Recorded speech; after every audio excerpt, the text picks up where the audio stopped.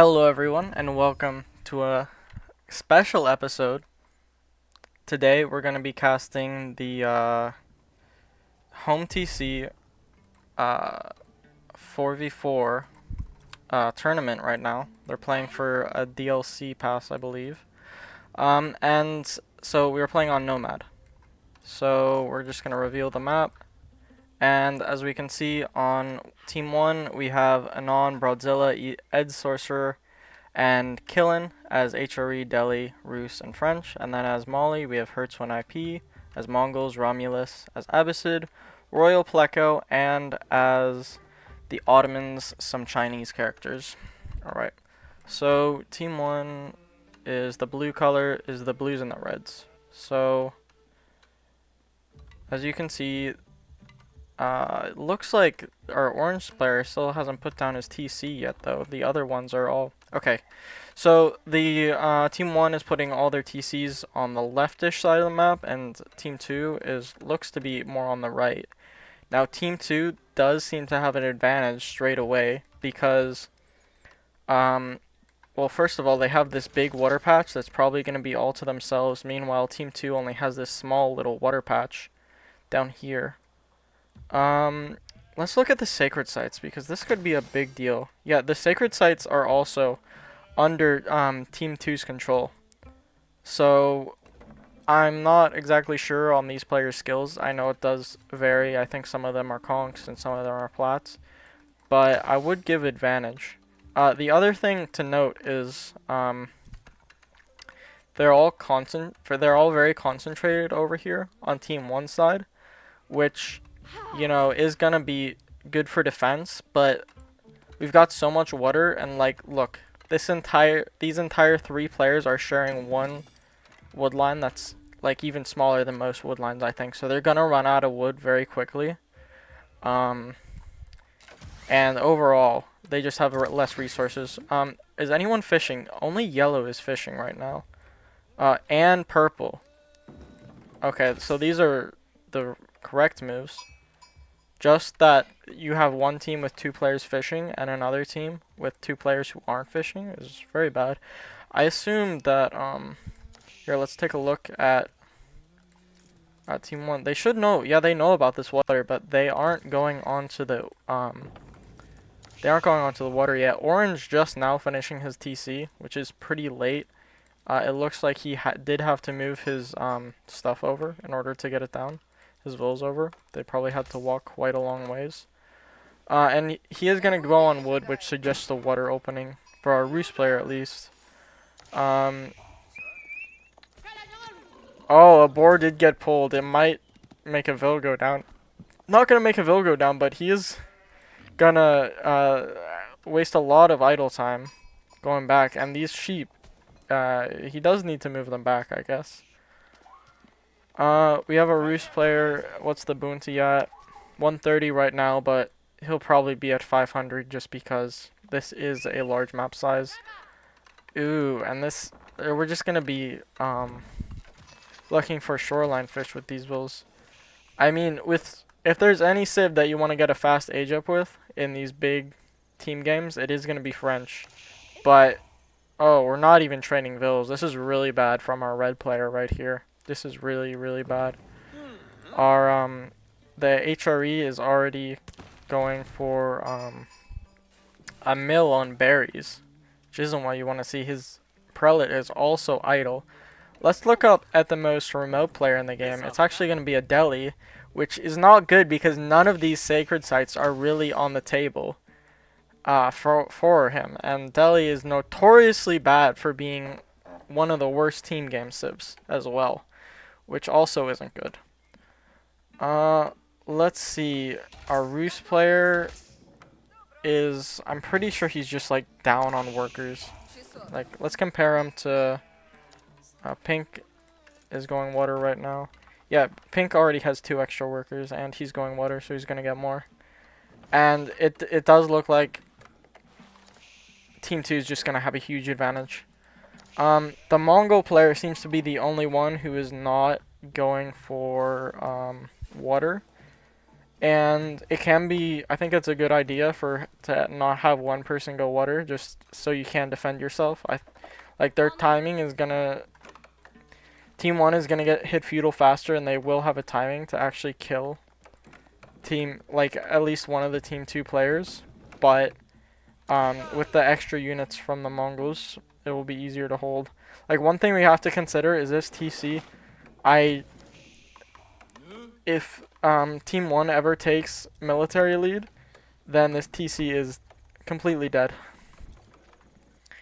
And this generation is kind of weird because there are very little wood lines. This is one of the reasons I hate Mega Random, by the way, just because, well, it is random. You have one team that will have just an advantage, and now we finally see team one going for water. Let's look. How close is he to Ajo? He's not close at all. Meanwhile, if we look at our Ottoman player over here, also not that close, but with 4 fishing ships, so big advantage. 4 fishing ships and 17 pop when compared to 11 pop. So already 6 fills ahead. Well, keep in mind, 4 of those are fishing ships, but still, we're basically going for the same opening, and 6 fills ahead is just monstrously bad.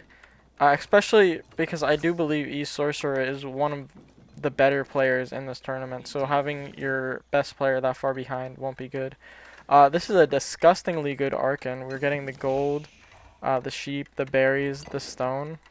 We are missing the wood line, however, and that's what you really want buffed on a water map. It looks like this is going to be a fast castle, because we don't have any wood being gathered currently for our teal player. Yeah, no wood. So that's a straight fast castle, which when you have this many relics right next to you, it could be good, but the extra eco from those relics isn't going to be enough to make over for fishing. I'm surprised that he didn't go for fishing, considering he's right next to the water, and HRE has one of the best water ecos in the game, just because they can buff their wood gathering at the very start, and just uber charge that fishing eco really fast. We've got a Malian player who's currently not being very efficient with all this wood gathering. They did go for a pit mine here, which does mean they are gonna get some passive gold, but it's also that their water is gonna be slowed down. This is the reason Mali is probably one of the worst water civs in the game, because every other civ, when you go for fishing, or you're not allowed to boom as any other civ in the Dark Age, really. Maybe Ottomans can make one military school, but you can make these pit mines as Mali, but you can't make pit mines and fishing, really. Yeah, so it's a dis-synergy. There's some stuff in this game that's a synergy, and it's definitely a dis-synergy for Malian. Now, what is our Mongol gonna do? Because if Mongol's going for a second TC, I think that's definitely the bad move. I think he should just pump units.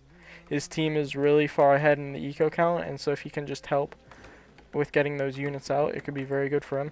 Our Mali player might be in trouble, though, because his TC actually does not protect any resources. His only wood is these few trees that are running out, and he is gonna lose a villa, it looks like, here. Oh, we didn't have the correct targeting, so he might not. Oh, that's really bad from our French player. He wasn't attacking the correct villain, so he didn't get the kill. We have 3 fishing boats, about to be 4 out of our Roost player, which is more like 8, considering their fishing ships are a lot better, but also more expensive. And oh my god, just look at the fishing eco from purple.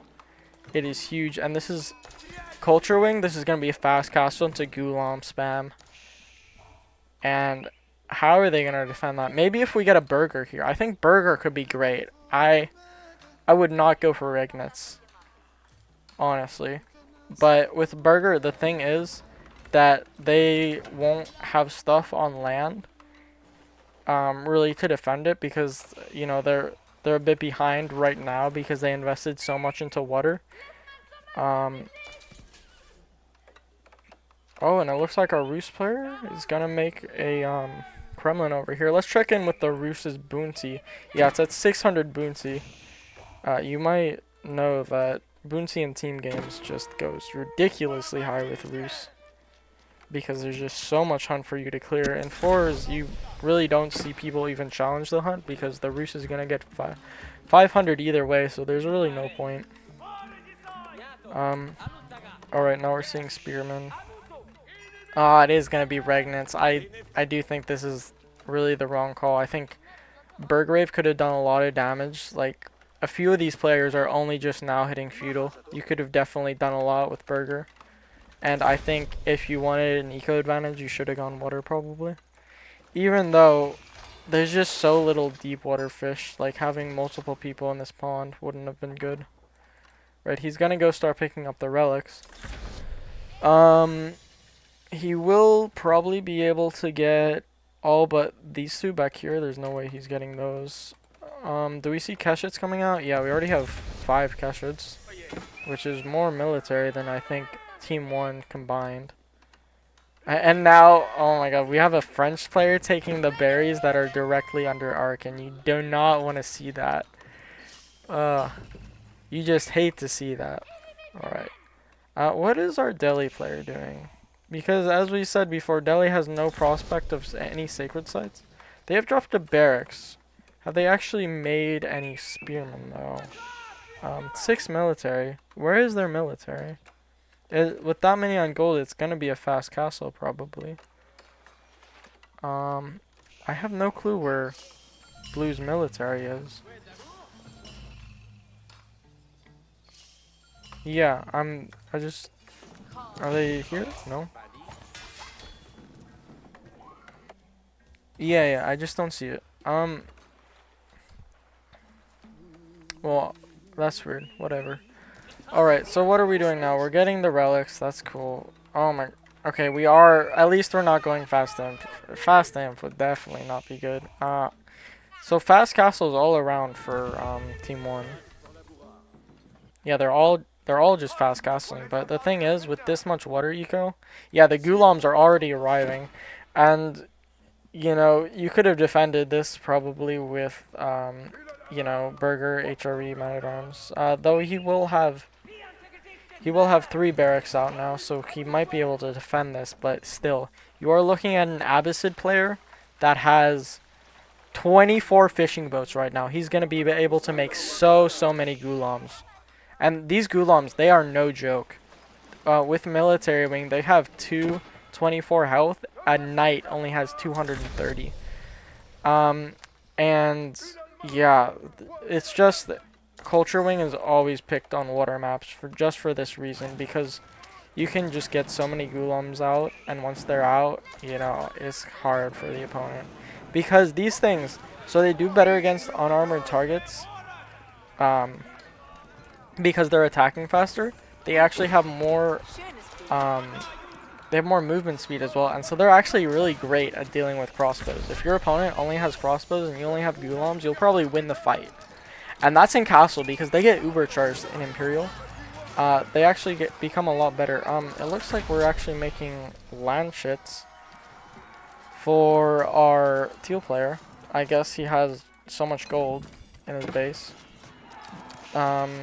But yeah, those are gonna get destroyed by the Gulams because Lanchets do not have any armor, unfortunately.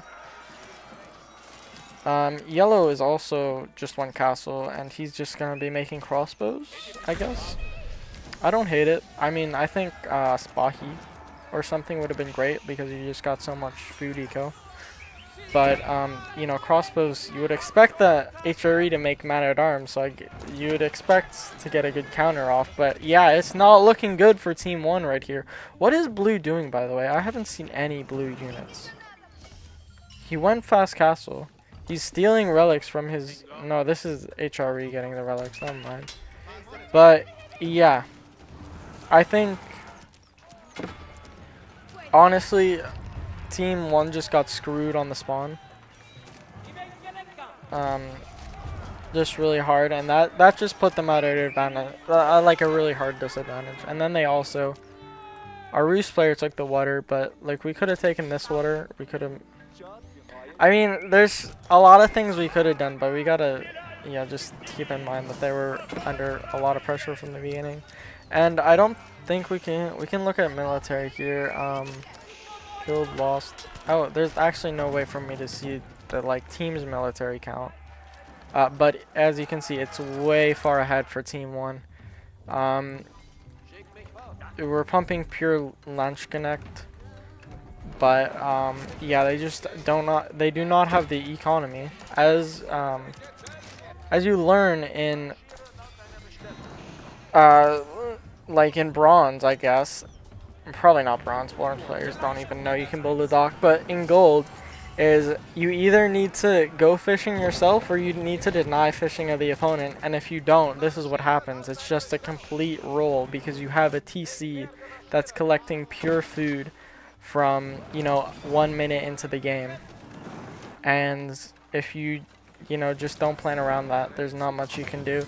We've got pure Launch Connect here, and Launch Connect Horsemen could actually do really well, but crossbows, they're melting. But if we get a big hit on, look at that, look at that. Basically, all those crossbows got one shot, but all the Launch Connect died as well, which is unfortunate. We got some crossbows coming from our Roost player. Our Roost player is the only one who did go fishing. Okay, Red is now going fishing, but it's the completely wrong time to go fishing because your ally has already saturated this pond, so you're just going to drain it faster, basically. If you had done it at the start of the game, I would have said great, good job, but now you're just hurting your opponent, and now Red is going to die here. Just because so many remnants. Yeah, this TC is still idle. Red is probably not the strongest player on their team, and he's trying to boom up, which is usually the correct call when you get like killed like this. But we just need every single troop we can get. We still haven't seen Blue. Has he been aggressing on green? I'm not sure. He took out this, or he almost took it out, then he decided to leave. Yeah, and we're just looking, we're not looking like a team. All these people are in Discords, by the way, talking to each other, but it's not really helping. We can see our Roost player has actually stacked up 17k food, so he did do the fishing boom, but he doesn't really have the eco supporting it. Oh my god, and they're basically harvesting from the same wood line over there. That's kind of funny. But yeah, I don't know how much longer they can stay in this game. Red has already lost the starting TC. Orange is about to as well. Blue is just up here stonewalling himself in, so that's great for Blue. Blue's having a great time. They're probably all in a VC.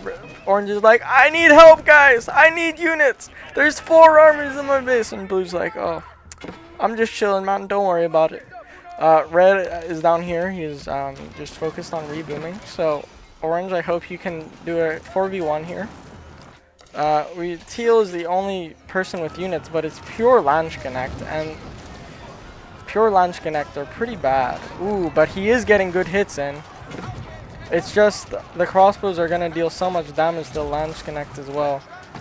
So, yeah, even though these Launch Connect are really good against crossbows. Ooh, and he's not actually really attacking. He is going to get picked apart here, which is unfortunate. Orange just now losing his TC. Did he manage to evacuate his vills? It doesn't look like it. So all the vills are basically dead. He still has the vills stacked up here, and we gotta ask how long they're going to stay in this game for. Teal just having a great time. He's actually taking the relics behind Green's base. He's like, don't worry, guys. I've got 10 relics. We're good. Stay in this game. I got it, but it is not looking great. Not at all.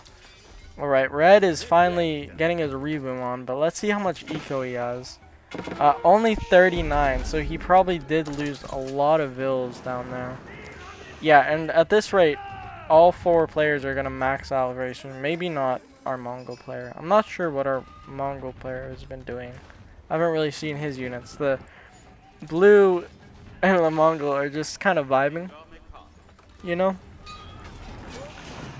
Yeah, but this is the most This is the worst thing about water or mega random maps, because sometimes your opponent gets a lot of water and you don't, and so you just lose. But maybe we'll stay in it. Red is still feudal, and these Ghulams are actually beating up these Royal Knights in the attack radius of the town center. They have their full upgrade, so they can actually do they can do a lot of damage versus these Royal Knights. Let's go back to the main base, and yeah, now they're attacking Teal, and Teal's gonna get ripped apart. And Teal, once he loses his base, he's gonna lose all the relics, and then I think they're gonna call it.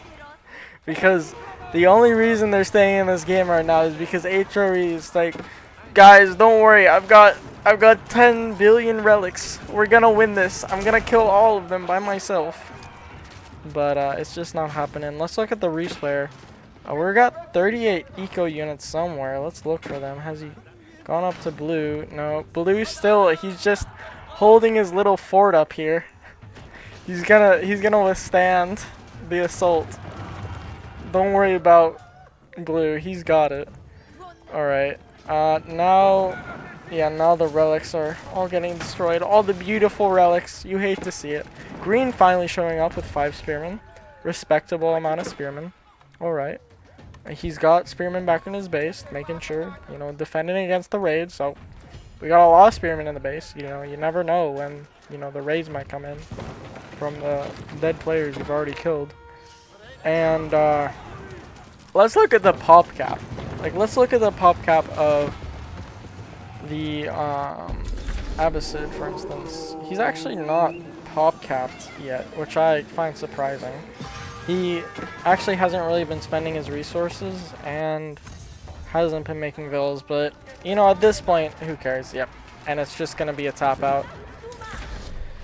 You hate to see it. Maybe blue sticks in the game. Blue's like, don't worry guys, it's fine. I've got my little walls, I've got my fortress. Yeah, but it is gonna be GG. And thank you all for watching, and have a great day.